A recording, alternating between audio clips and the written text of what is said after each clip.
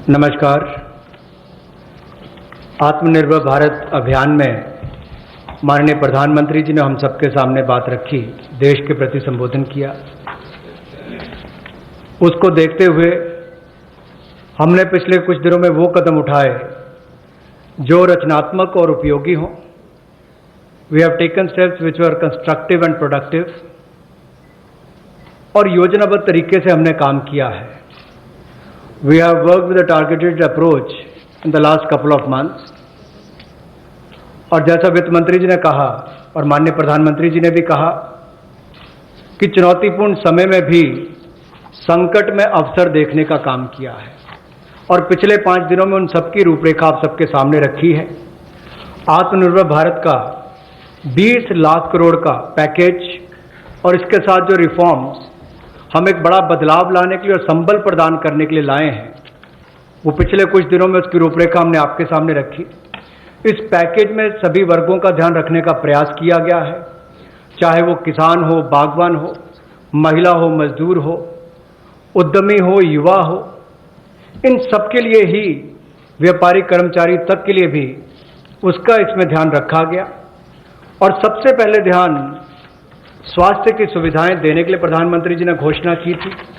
फिर प्रधानमंत्री गरीब कल्याण पैकेज को हम लेकर आए 1,70,000 करोड़ का, और उसमें भी अगर आप आज तक देखें तो सबसे पहले राशन देने का काम, अनाज देने का काम जो पूरे देश भर की राज्य की सरकारों और यूनियन टेरिटरीज के माध्यम से किया, तो 80 करोड़ लोगों को मुफ्त में 5 किलो गेहूं और चावल देने के लिए हमने इस योजना को लेकर आए, और इनके परिवारों को 1-1 किलो दाल देने का काम भी किया, और प्रति व्यक्ति 5-5 किलो गेहूं चावल। इसके अलावा गैस की कमी ना हो, ऐसे 6 करोड़ 81 लाख रसोई गैस के सिलेंडर, और इसमें 8,429 करोड़ रुपया इन बेनिफिशरीज के खाते में डायरेक्ट बेनिफिशरीज ट्रांसफर के माध्यम से किया गया है। किसानों के लिए पीएम किसान योजना के माध्यम से 8 करोड़ 19 लाख किसानों के खातों में 16,394 करोड़ रुपया ट्रांसफर कर दिया गया है। नेशनल सोशल असिस्टेंस प्रोग्राम जो वृद्ध, विधवा, अपंग के लिए किया जाता है, उसमें भी 2 करोड़ 81 लाख बेनिफिशरीज को 2,807 करोड़ रुपया अब तक ट्रांसफर कर दिया गया। कुल इसमें 3,000 करोड़ ट्रांसफर करना था। प्रधानमंत्री जनधन योजना खाते जो लगभग 20.5 करोड़ लोगों के हैं, महिलाओं के हैं, जिसमें शहरों में भी 2 करोड़ महिलाओं के खाते इसमें आते हैं, इसमें 40 करोड़ 54 लाख ट्रांसफर करके कुल 20,267 करोड़ रुपया ट्रांसफर कर दिया गया है। और building and construction fund 2 crore 20 lakh beneficiaries को 3,950 करोड़ रुपया ट्रांसफर कर दिया। अब प्रवासी मजदूर अपने घरों में वापस कैसे जाएं, रोज की 300 गाड़ियां हमने रेलगाड़ी उपलब्ध करवाई हैं। जिस राज्य ने जितनी मांग की उसको उतनी उपलब्ध करवाई जा रही है, और इसमें जो मजदूर वापस गए उसमें 85% पैसा केंद्र सरकार ने खर्च किया ताकि मजदूरों पर कोई बोझ ना आए। रास्ते में खाना दिया। मोदी जी ने जहां एक और राशन देने का काम किया 80 करोड़ लोगों को, वहीं पर रेल की सुविधा भी 85 करोड़ पैसा केंद्र की सरकार ने किया। अब जो 8 करोड़ प्रवासी मजदूर हैं उनके लिए भी 35 करोड़ रुपए की योजना अलग से लाए कि उनके लिए भी राशन की कमी कहीं ना हो, तो गैस सिलेंडर भी दिया है। ये अपने आप में दिखाता है हमने कहीं कमी नहीं रखी। और ऐसे 12 लाख लोगों ने ईपीएफओ में से अपने 3,360 करोड़ रुपया पिछले 2 महीनों में निकालने का काम किया। ये सब कदम उस दिशा में है ताकि संकट की घड़ी में भारत के किसी व्यक्ति को कोई मुश्किल ना आए। हो सकता है कहीं थोड़ी बहुत कमियां रही हों, लेकिन प्रयासों में कोई कमी आगे भी नहीं छोड़ी जाएगी। अगर एमएसपी खरीद पर देखा जाए तो 74,300 करोड़ रुपया उस पर भी खर्च किया गया था, और जो 4.25 लाख करोड़ के ऋण किसानों ने लिए थे उसमें भी 3 महीने का मॉरेटोरियम अलग से दिया गया। 86,000 करोड़ रुपए के ऋण किसानों को पिछले 2 महीनों में दिए गए ताकि उनको फसल के समय कोई दिक्कत ना आए, और राज्यों को भी पैसा हजारों करोड़ रुपये उपलब्ध कराया ताकि खरीद हो सके। ज़्यादा इस पर लंबी बात ना करता हुआ आज हम आपके सामने कुछ रिफॉर्म्स लाए हैं जिससे अर्थव्यवस्था को और बल मिलेगा। पिछले कुछ महीनों में विशेष तौर पर जो पहली कदम माननीय प्रधानमंत्री जी ने कोविड-19 को लेकर उठाया था, वो देश के लोगों के स्वास्थ्य की चिंता को करते हुए 15,000 करोड़ की घोषणा की थी, जिसमें से 4,113 करोड़ रुपया राज्यों को रिलीज कर दिया गया है, दे दिया गया है। आवश्यक वस्तुओं पर 3,750 करोड़ रुपया दिया गया, खर्च किया गया। टेस्टिंग लैब और किट्स के लिए 550 करोड़ रुपया, और जो हमारे कोविड-19 के वॉरियर्स हैं, जो हमारे हेल्थ वर्कर्स हैं, उनको 50 लाख रुपए का बीमे की व्यवस्था माननीय प्रधानमंत्री जी ने की। और यही नहीं, डिजिटल इंडिया को आगे बढ़ाते हुए आईटी का उपयोग करते हुए ई संजीवनी टेली कंसल्टेशन सर्विसेज का हमने इसकी शुरुआत की और कैपेसिटी बिल्डिंग की, चाहे वो वर्चुअल लर्निंग मॉड्यूल्स की बात हो और आरोग्य सेतु ऐप, तो करोड़ों लोगों ने देश भर में इसको डाउनलोड किया और यूपीआई भीम की तरह एक ये भी बहुत सफल प्रयोग देश में रहा है, जिससे लोगों को लाभ मिल रहा है। और हम ट्रेस कर पा रहे हैं कि कोई व्यक्ति अगर कोरोना से संक्रमित है तो उसका भी आप कर सकते हैं, लोग सेल्फ असेसमेंट भी इसके माध्यम से कर सकते हैं। हमारे हेल्थ वर्कर्स के ऊपर हमला होता था, कोई लड़ाई झगड़े होते थे, उनको सुरक्षा प्रदान करने के लिए डॉक्टर हो, नर्स हो, पैरामेडिकल स्टाफ हो, इसके लिए भी हमने एपिडेमिक डिसीजेज एक्ट में उसमें बदलाव किया। और इसके अलावा जो हम कहते हैं कि संकट में अवसर देखने की बात, तो एक बड़ा उदाहरण यहां पर नजर आता है कि जहां भारत में एक भी पीपीई किट बनाने की कंपनी नहीं थी, आज 300 से ज्यादा यूनिट हैं, 3 लाख से ज्यादा पीपीई किट्स एक दिन में बनाई जाती हैं और N95 मास्क भी लाखों के संख्या में आज भारत में प्रतिदिन बनाए जाते हैं। ये एक बड़ा बदलाव है। और HCQ टेबलेट्स भी लगभग 11 करोड़ का उसका उत्पादन किया गया। ये अपने आप में उस दिशा में कदम है। इसके अलावा जो हमने कंप्लायंस बर्डन में कमी शुरुआत में की थी, वो भी शुरुआत में एक कदम था, क्योंकि 31 मार्च नजदीक आ रही थी, बहुत सारा दबाव कंपनियों पर रहता है। तो रिलेटेड पार्टी ट्रांजैक्शंस के जो प्रोविजन है उसका युक्तिकरण किया गया और कंप्लायंस बर्डन को कम करने के लिए इस कोविड-19 के समय बहुत सारे प्रावधान कंपनीज एक्ट 2013 में उसके अंतर्गत ये प्रावधान किया गया कि जो बोर्ड मीटिंग्स है, ईजीएम्स हैं, एजीएम्स हैं, उनको आप टेक्नोलॉजी के माध्यम से कर सकते हैं। आपको व्यक्तिगत रूप से वहां पर उपस्थित नहीं रहना पड़ेगा। और एक बड़ा बात यह कि राइट्स इशू जो है, अब उसकी लिस्टिंग भी डिजिटल इंडिया की लीवरेज करते हुए हम इसको ऑनलाइन कर सकते हैं। ये भी एक बहुत बड़ा कदम है। पीएम केयर्स का जो फंड क्रिएट किया है, उसको भी सीएसआर में उसको हमने रिकॉग्नाइज किया है। जिस तरह से सरफेसी एक्ट और डीआरटी में पहले रिकवरी के प्रयास किए जाते थे, इंसॉल्वेंसी बैंक्रप्सी कोड में 2016 के आने के बाद इसमें दुगने से ज्यादा रिकवरी हुई है। 221 केसों में 44% रिकवरी इसमें हुई है। एडमिटेड क्लेम्स जो है वो लगभग 4,13,000 करोड़ के हैं और जो वसूली योग्य रकम है वो लगभग 1,84,000 करोड़ है। और जो 13,556 केसेस हैं उसमें लगभग 5 लाख करोड़ रुपया एडमिशन से पहले ही जो ऐसी उसकी अमाउंट थी उससे पहले विड्रॉ इतने केसेस को कर लिया गया। ये भी एक बहुत बड़ी बात उस दिशा में है। शिक्षा के क्षेत्र में टेक्नोलॉजी का उपयोग कैसे हो, अब एक मीडिया में भी चर्चा थी, सोशल मीडिया में भी, कि गरीब के बच्चे तक कोविड-19 के समय शिक्षा की व्यवस्था कैसे पहुंचाई जाए। ये चुनौतीपूर्ण समय है, लेकिन हमारे एचआरडी मंत्रालय ने इसको बड़ी जिम्मेदारी और गंभीरता के साथ लिया और प्रधानमंत्री जी के निर्देश पर अगर कुल मिलाकर देखा जाए, जैसे स्वयं प्रभा डीटीएच चैनल पहले चलते थे, आज भी चलते हैं, वो मदद और सहयोग करने के लिए उसके माध्यम से इन लोगों तक पहुंचा जाएगा जहां पर इंटरनेट की सुविधा नहीं है। और इसके लिए 3 चैनल्स को चिन्हित कर लिया गया है शिक्षा प्रदान कराने के लिए और 12 और नए चैनल्स को इसमें जोड़ दिया जाएगा। यही नहीं, लाइव इंटरैक्टिव सेशंस इसका टेलीकास्ट भी हो सके, इसका प्रावधान भी एक्सपर्ट्स के माध्यम से किया गया ताकि स्काइप के माध्यम से आप इसका कर सकें। प्राइवेट डीटीएच ऑपरेटर्स तक भी हम पहुंचे हैं ताकि टाटा स्काई, एयरटेल और ऐसे जो बाकी प्लेटफॉर्म्स हैं उसके माध्यम से भी हम अपनी पहुंच बढ़ाकर देश के करोड़ों लोगों तक पहुंच सकें और शिक्षा को उन तक पहुंचा सकें। हमने राज्यों से भी अनुरोध किया है कि आप 4 घंटे का हमें ऐसा कंटेंट एजुकेशन का दें ताकि हम स्वयं प्रभा चैनल पर उनको दिखा सकें। और दीक्षा प्लेटफॉर्म के 66 करोड़ हिट्स अब तक हुए हैं 24 मार्च तक, और 200 नई टेक्स्ट बुक इसमें जोड़ी गई है ई पाठशाला के माध्यम से। माननीय प्रधानमंत्री जी ने जहां प्रवासी मजदूरों को अनाज देने के लिए चिंता की, वापस जाने के लिए ट्रेन का 85% तक खर्चा केंद्र सरकार ने उठाया, रास्ते में अनाज राशन भी दिया, खाने की व्यवस्था भी की।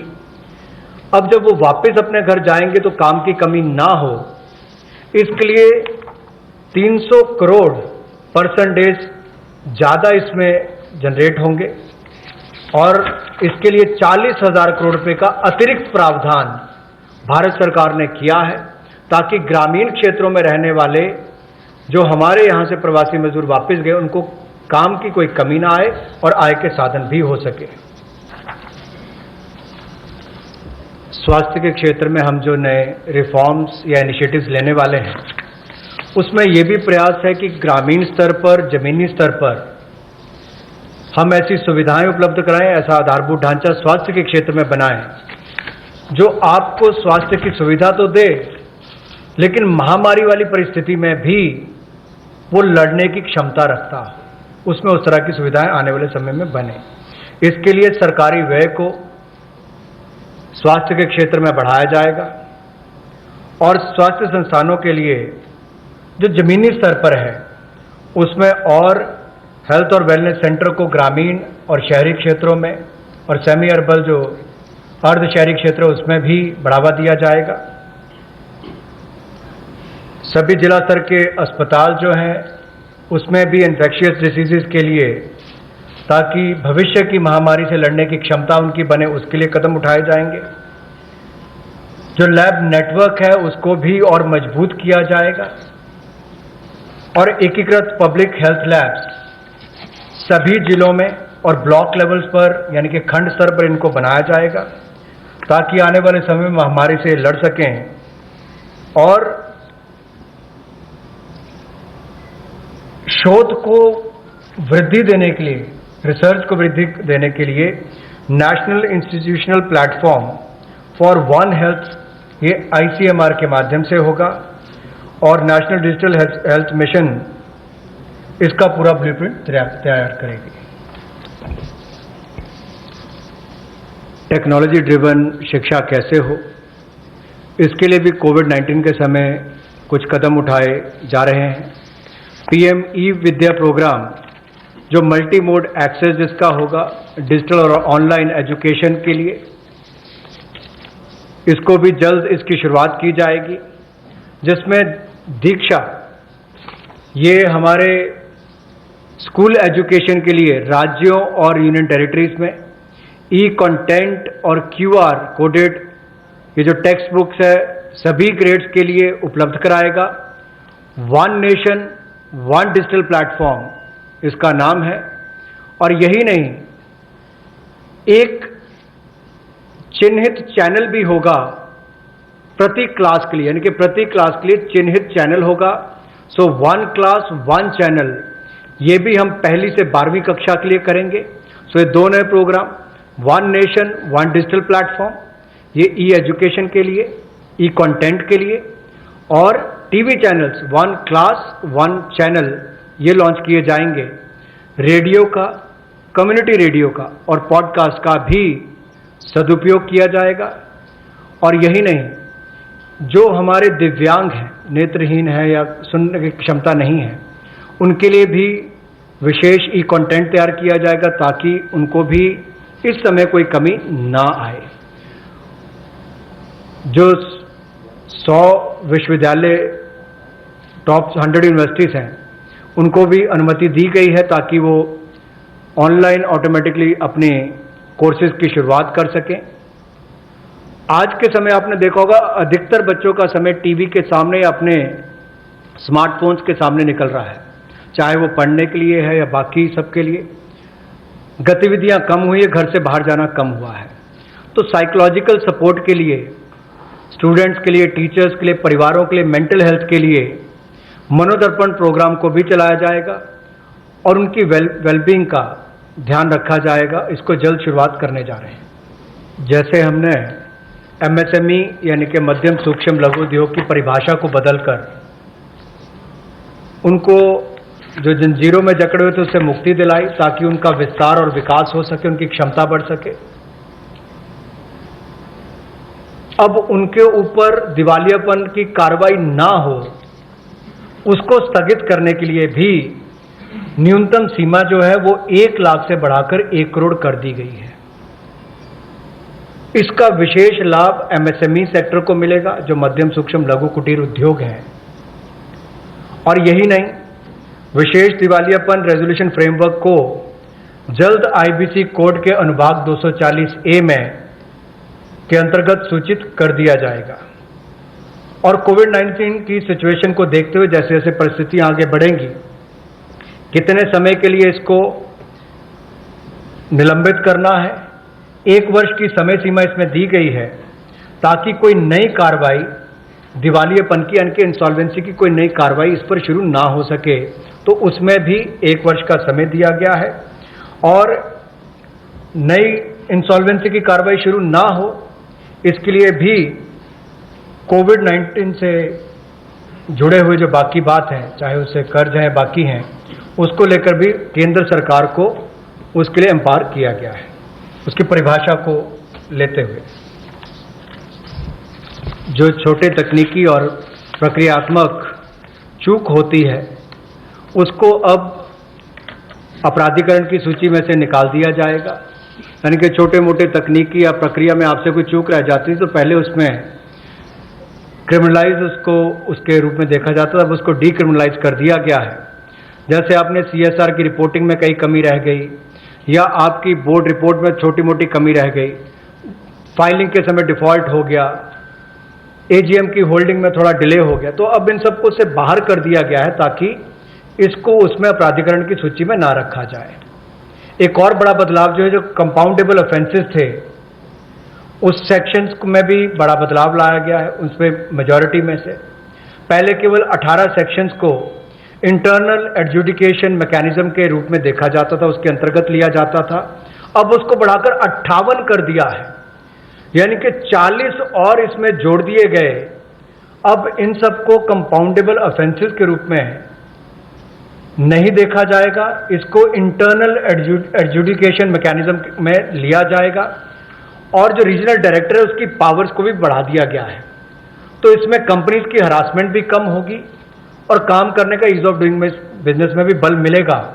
और जो हमारे न्यायालयों पर और एनसीएलटी पर दबाव रहता था केसेस का, अब कम केसेस उनमें जाएंगे और उसको भी लाभ मिलेगा। जो 7 कंपाउंडेबल ऑफेंसेस हैं उनको पूरी तरह से ड्रॉप कर दिया गया है और 5 को अल्टरनेटिव फ्रेमवर्क के रूप में लिया जाएगा। निजी कंपनियों को जो नॉन कन्वर्टेबल डिबेंचर्स को स्टॉक एक्सचेंज पर रखती हैं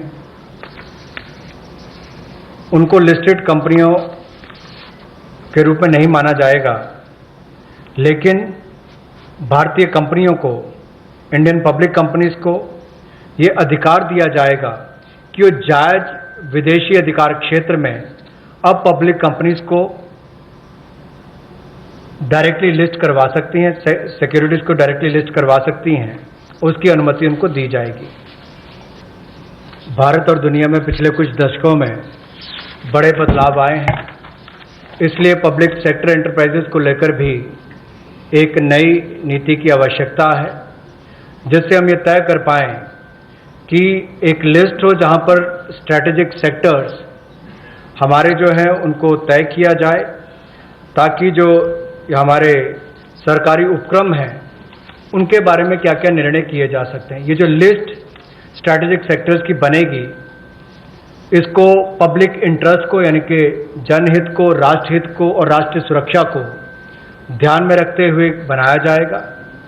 और इससे बाहर जो कंपनियां रह जाएंगी उनको प्राइवेटाइज करने के अवसर दिए जाएंगे, जहां पर प्राइवेट प्लेयर्स आकर आ सकते हैं। चाहे इनके मर्जर्स की बात हो, विलयीकरण की बात हो, वो भी किया जा सकता है, इनकी कैपेसिटी बिल्डिंग के लिए भी।